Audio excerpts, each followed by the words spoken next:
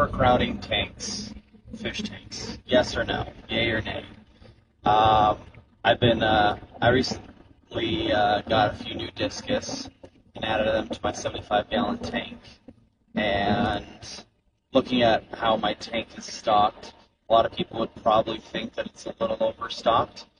But yet there's so much space in there, and I feel like I'm wasting so much space at the same time. So in my tank, I have five full-grown discus, 5+ inches each. I have a fire eel, baby one. I have a tire track eel, about halfway grown. I have 7 full-grown, probably the biggest L333 plecos I've ever seen. They're like 10 inches. They're huge. Usually they get like 5 or 6. And then I have my stingray in there.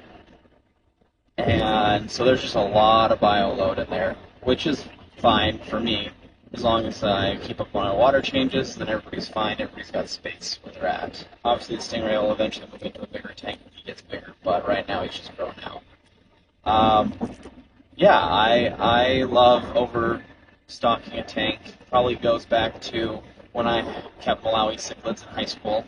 They're just so aggressive that you have to put way more fish in the tank than you would with other fish to handle that aggression, just so no one gets picked on consistently, gets hurt or killed.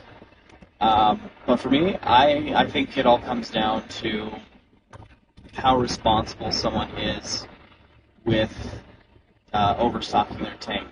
One of my buddies, he's bumped up to a 240-gallon tank. He has 15 full-size discus in there. He has a few geophagus, a bunch of cories, and I can't remember. There's a few more fish in there that just makes it crazy. They were all in a 150. But one way that he gets away with it, I feel like, is that he does planting tanks with a lot of wood, so it eats up the nitrates and everything that way. But yeah, very overstocked, but beautiful tank. I love having all the space filled. I have a 10-gallon tank with some betta fish that there's just 2 of them in there.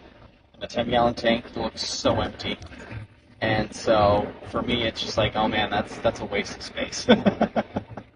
But there are some benefits to having an overstocked tank.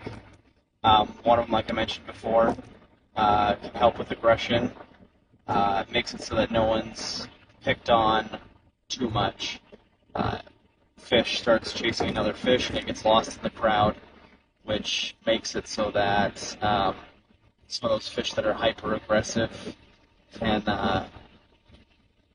handle they're not always picking on the same person, so there's no damage done to the fish or anything like that. Another one is I find that for some things they just survive better in a tank that's a little bit overcrowded. For example, with my guppies, they when I breed them and want babies to be born, I found that if I stick to a very strict regimen of only keeping the suggested amount of guppies in like a 10 or a 20-gallon tank, there's a lot of open space, but I have a smaller yield of babies come out of them. I feel like there needs to be some movement and distraction in the tank where the parents just slowly pick off all the babies.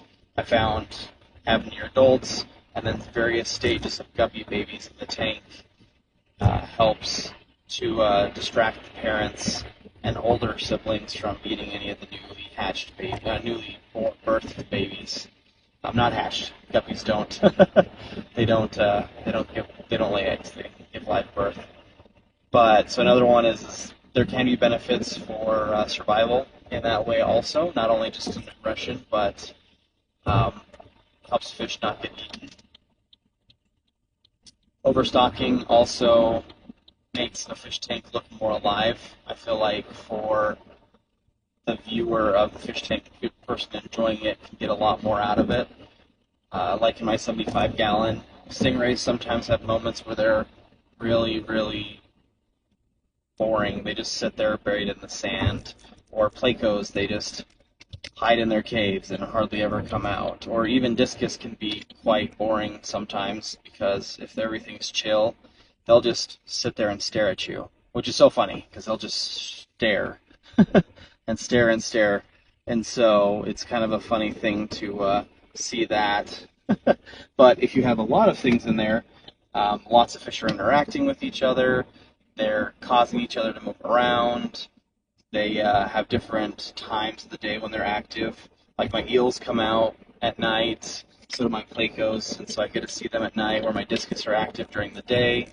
My stingray loves dusk and dawn because the lights dim and I haven't turned on my fish tank lights yet, which he doesn't like bright lights. So just always, for me, like my 75, there's always somebody moving and doing something. So it's much more appealing to me because there's always somebody to see, and it's not always the same person to see or same fish to see. And so it can offer a lot in that aspect. But mostly, I just feel like I'm wasting my tank if I don't have it chock full of fish.